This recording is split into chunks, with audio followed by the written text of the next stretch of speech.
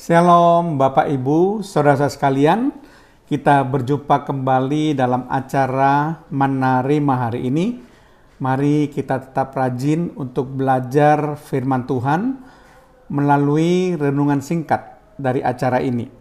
Saya percaya ketika kita terus-menerus belajar firman Tuhan, maka kita akan lebih mengerti akan isi hati Tuhan, kita lebih mengerti akan kehendak Tuhan untuk kita lakukan dalam kehidupan kita sehari-hari. Mari kita buka terlebih dahulu acara Menerima hari ini dengan doa. Terima kasih Tuhan, kalau Tuhan masih memperkenankan kepada kami untuk kami boleh berjumpa kembali dengan acara Menerima hari ini Tuhan, di mana kami akan belajar kebenaran firman Tuhan. Karena kami tahu bahwa manusia hidup bukan hanya dari roti jasmani, tetapi manusia hidup dari setiap firman yang keluar dari mulut Allah. Firman-Mu akan menuntun hidup kami ke jalan yang benar Tuhan, sehingga kami tidak menyimpang ke kiri dan tidak menyimpang ke kanan. Kiranya Roh Kudus berikan kepada kami hikmat, akal budi, pengertian yang baru Tuhan. Di dalam nama Tuhan Yesus Kristus, kami perasaan doa kami dan mengucap syukur. Haleluya. Amin. Shalom Bapak Ibu, saudara-saudara sekalian. Kali ini saya akan membahas suatu tema yang saya beri judul kapasitas besar. Sekali lagi, tema menerima hari ini yang akan saya bawakan adalah kapasitas besar. Bapak Ibu, saudara sekalian, kita sudah banyak sekali belajar dengan perumpamaan yang diajarkan oleh Yesus Kristus kepada kita, yaitu perumpamaan tentang talenta. Kita bisa membacanya di dalam Injil Matius 25 ayat yang ke-14 dan seterusnya Bapak Ibu. Jadi sampai ayat yang ke-30 kalau ingin lengkap, tetapi saya akan membacakan ayat-ayat penting saja yang berkaitan. Tidak semua ayat dari ayat 14 sampai ayat yang ke-30 itu saya akan baca semuanya, tidak. Tapi saya hanya akan membacakan hal-hal yang penting yang berkaitan dengan pembahasan saya. Nah, mari kita lihat Matius pasal 25 ayat yang ke-14. Dikatakan di situ, sebab hal kerajaan sorga sama seperti seorang yang mau bepergian ke luar negeri, yang memanggil hamba-hambanya dan mempercayakan hartanya kepada mereka. Perhatikan di sini, tuannya itu mempercayakan hartanya kepada mereka. Yaitu kalau saudara perhatikan nanti ada yang mendapatkan 5 talenta, ada yang mendapatkan 2 talenta, ada yang mendapatkan 1 talenta. Jadi Bapak Ibu saudara sekalian, apa yang dapat kita pelajari dari perumpamaan tentang talenta yang diajarkan oleh Tuhan Yesus ini? Maka kita bisa mengambil suatu kesimpulan dari Matius 25 ayat 14 bahwa talenta atau berkat atau harta kekayaan yang dipercayakan Tuhan kepada kita itu sebenarnya adalah titipan Tuhan. Di sini dikatakan bahwa Tuhan itu mempercayakan hartanya. Berarti talenta yang kita punyai, berkat yang kita punyai, harta kekayaan yang kita punyai itu sebenarnya adalah titipan Tuhan. Tuhan hanya mempercayakan kepada kita untuk kita kelola. Jadi kita harus ingat itu kebenaran pertama. Jadi apapun yang saudara miliki itu sebenarnya adalah titipan daripada Tuhan. Baik itu talenta saudara, berkat saudara, atau harta kekayaan saudara. Itu semuanya sebetulnya adalah titipan daripada Tuhan.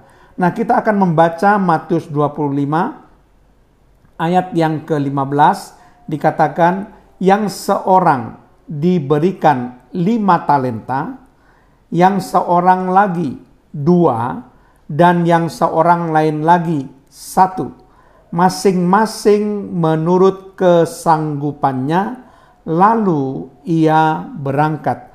Mari kita garis bawahi di sini kata-kata masing-masing menurut kesanggupannya. Jadi ada perbedaan perlakuan dari Tuhan itu terhadap hamba-hambanya. Ada yang diberikan 5 talenta, ada yang diberikan 2 talenta, dan ada yang diberikan 1 talenta.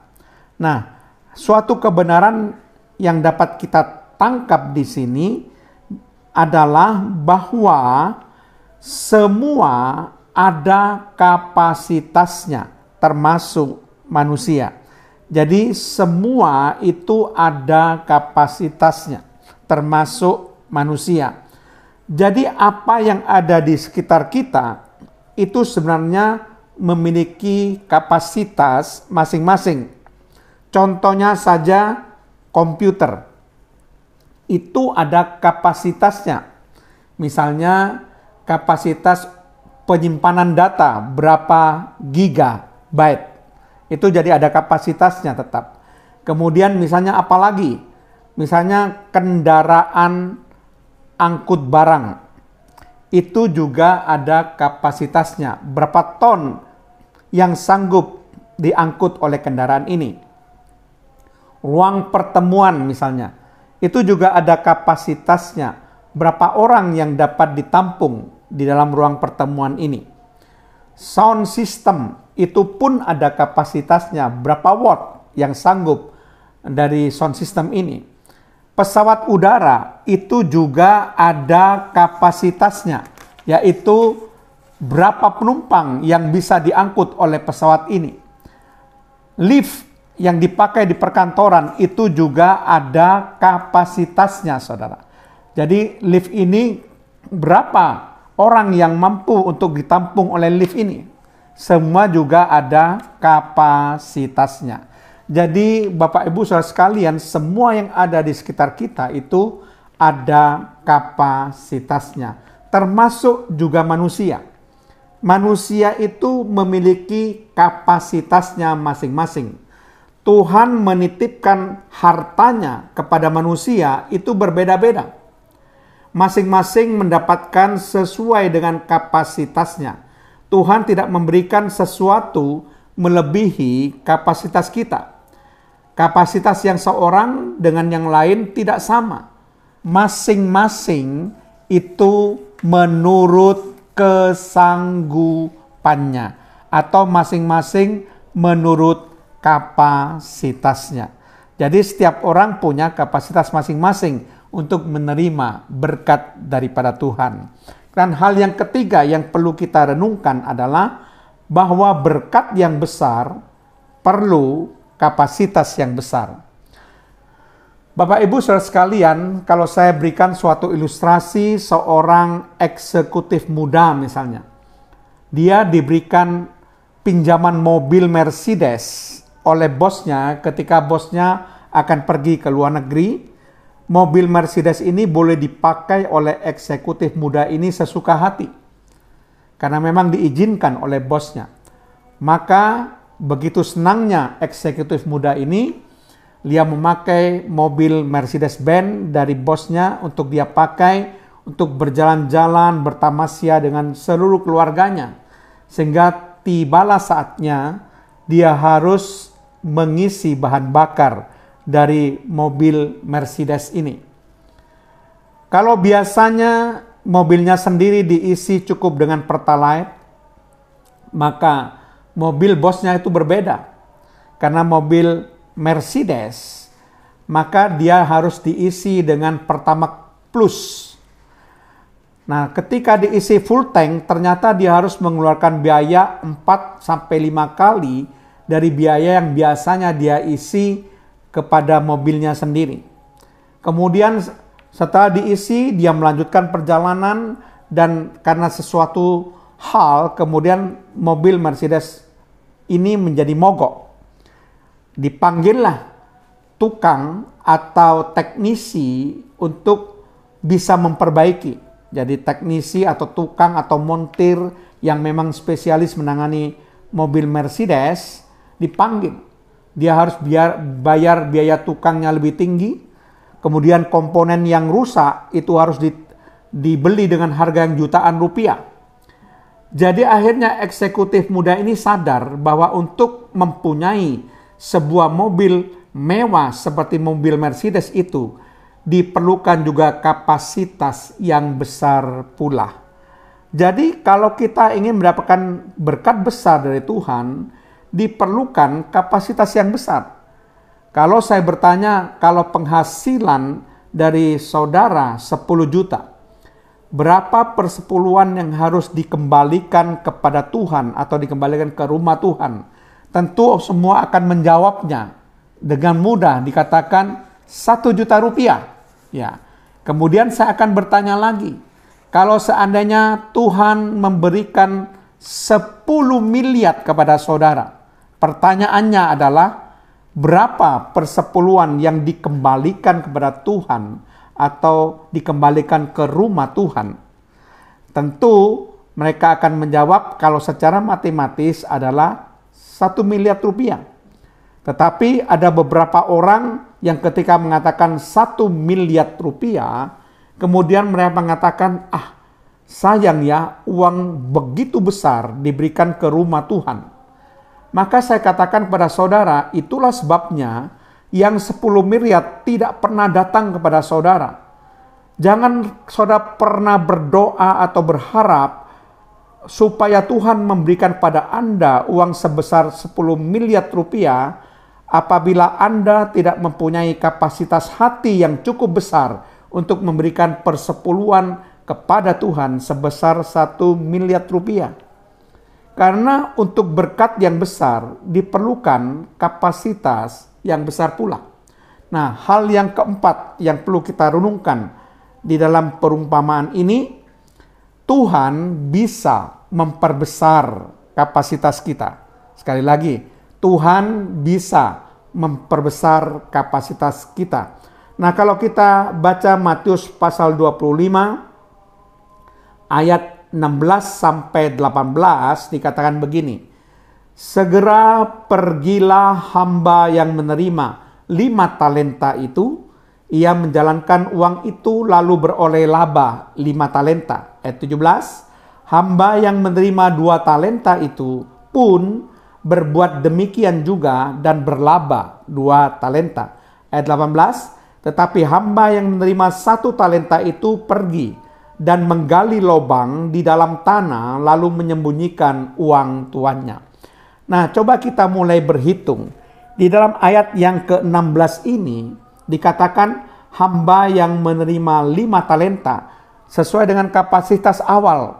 Dia punya kapasitas mengelola 5 talenta dan setelah dijalankan, dikelola uang itu lalu beroleh laba 5 talenta, berarti sekarang hamba yang beroleh 5 talenta punya uang berapa? 10 talenta. Kemudian ditambah 1 talenta di mana tuannya atau Tuhan mempercayakan kembali 1 talenta dari hamba Tuhan yang tidak menjalankan uangnya, yang menyia-nyiakan talenta-talentanya diberikan pada orang yang punya 10 talenta. Jadi sekarang hamba yang peroleh 5 talenta memiliki 11 talenta. Nah, dari kapasitas 5 talenta, dia sekarang memiliki uang 11 talenta. Tentu Tuhan akan memperbesar kapasitas daripada hamba ini untuk bisa mengelola 11 talenta. Itulah sebabnya kenapa Tuhan mengatakan di dalam ayat 21 dan 23 kalau kita baca, saya cuma ambilkan saja intinya, bahwa barang siapa yang setia dalam perkara yang kecil akan diberikan tanggung jawab dalam perkara yang besar. Jadi ketika dia setia dengan 5 talentanya, saya percaya sekarang Tuhan akan memberikan tanggung jawab yang lebih besar. Dia akan diperbesar kapasitasnya sehingga bisa mengelola yang 11 talenta. Demikian juga dengan hamba yang mendapatkan 2 talenta. Dikatakan di ayat 17 dia juga berlaba 2 talenta sehingga uang yang dimiliki menjadi 4 talenta. Tentu Tuhan juga akan memperbesar kapasitas daripada hamba yang dapat 2 talenta ini supaya hamba ini bisa mengelola uang yang sudah ada yaitu 4 talenta. Diperbesar oleh Tuhan kapasitasnya. Nah, itu sebabnya kalau kita melihat Tuhan tuh sanggup memperbesar kapasitas kita. Dari perkara-perkara yang kecil yang dapat kita tangani menjadi perkara-perkara besar yang dapat kita tangani. Yang penting kita bertanggung jawab dan kita taat pada apa yang Tuhan perintahkan. Kalau kita disuruh mengelola talenta yang Tuhan berikan pada kita, mari kita kembangkan, mari kita kelola kapasitas kita supaya makin diperbesar oleh Tuhan, saudara ya. Jadi kita akan ulangi apa yang sudah kita bahas dalam menerima hari ini. Yang pertama, itu suatu kebenaran bahwa segala talenta atau berkat atau harta kekayaan yang kita punyai itu adalah titipan Tuhan. Tuhan yang mempercayakan semuanya itu kepada kita untuk kita kelola. Kemudian hal yang kedua, bahwa semua itu ada kapasitasnya, termasuk juga manusia memiliki kapasitas. Tuhan akan mempercayakan hartanya kepada kita sebagai anak-anaknya sesuai dengan kapasitas kita masing-masing. Kita nggak boleh iri kepada orang lain karena setiap orang itu berbeda-beda. Tuhan mengetahui berapa kapasitas kita untuk menerima berkat Tuhan itu. Nah, hal yang ketiga yang kita pelajari, berkat yang besar memerlukan kapasitas yang besar. Itu jelas dari ilustrasi yang saya berikan. Kalau kita tidak mampu untuk membiayai rumah mewah atau mobil Mercedes-Benz, tidak mungkin Tuhan akan memberikan berkat mobil mewah, Mercedes-Benz atau rumah mewah, saudara. Karena kita nggak mampu membiayai. Jadi artinya Tuhan hanya memberikan berkat sesuai dengan kapasitas kita. Kalau ingin berkat yang besar, kita harus memiliki kapasitas yang besar. Dan yang terakhir, ketika kita bertanggung jawab dengan hal dan setia pada hal-hal yang kecil, maka Tuhan akan memperbesar kapasitas kita. Tuhan telah berfirman, kalau kita setia dalam perkara kecil, Tuhan akan memberikan tanggung jawab dalam perkara yang besar. Amin. Mari kita berdoa. Terima kasih Tuhan, kalau Tuhan sudah memberikan pada kami kebenaran firman-Mu, bahwa kami senantiasa perlu memperbesar kapasitas kami. Kami perlu bertanggung jawab atas setiap talenta atau berkat atau harta kekayaan yang Tuhan percayakan pada kami. Kami sanggup Tuhan untuk mengelolanya dengan baik sesuai perintah daripada Tuhan. Terpujilah nama-Mu Tuhan, di dalam nama Tuhan Yesus Kristus. Haleluya. Amin.